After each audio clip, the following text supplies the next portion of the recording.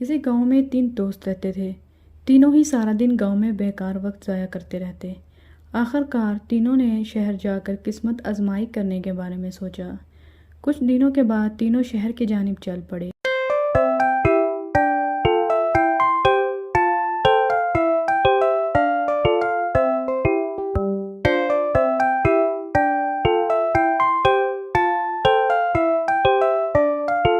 شہر کے راستے میں ایک جنگل سے گزرنا پڑتا تھا۔ جب وہ تینوں دوست جنگل سے گزر رہے تھے تو ان کی نظر ایک چمکدار چیز پر پڑی۔ آگے بڑھ کر دیکھا تو پتہ چلا کہ وہ سونے کی اینٹ تھی۔ اچانک اتنا سونا دیکھ کر تینوں کی خوشی کا کوئی ٹھکانہ نہ تھا۔ انہیں اپنے مقدر پر رشک آنے لگا کہ ایک ہی بار اتنا سونا ہاتھ لگ گیا۔ سفر کے باعث وہ تینوں تھک چکے تھے۔ بھوک کی شدت بڑھی تو انہوں نے پہلے کھانا کھانے کا فیصلہ کیا۔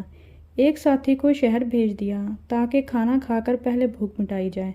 جب ان میں سے ایک ساتھی شہر چلا گیا تو باقی 2 ساتھیوں کے دل میں لالچ پیدا ہوا۔ انہوں نے فیصلہ کیا کہ تیسرے دوست کو مار کر اینٹ کو 2 حصوں میں تقسیم کر لیا جائے گا۔ اس طرح ان دونوں کو سونے کا زیادہ حصہ مل جائے گا۔ ادھر جو دوست کھانا لینے کے لیے گیا تھا اس کے دل میں بھی لالچ نے جگہ بنائی اور اس نے سوچا کہ اگر کھانے میں زہر ملا دیا جائے تو وہ دونوں ختم ہو جائیں گے۔ اس طرح وہ اکیلا سارے سونے کا مالک بن جائے گا۔ اس نے کھانے میں زہر ملا دیا۔ جب وہ کھانا لے کر واپس جنگل میں پہنچا تو اس کے پہنچتے ہی دونوں دوستوں نے آؤ دیکھا نہ تاؤ اور اس پر حملہ کر دیا اور اسے مار دیا۔ اس کے بعد دونوں دوست مزے سے کھانا کھانے لگے۔ جو ہی نوالے حلق سے نیچے گئے تو زہر نے فوری اثر دکھایا۔ دونوں دوست زہر کے اثر سے جاں بحق ہو گئے۔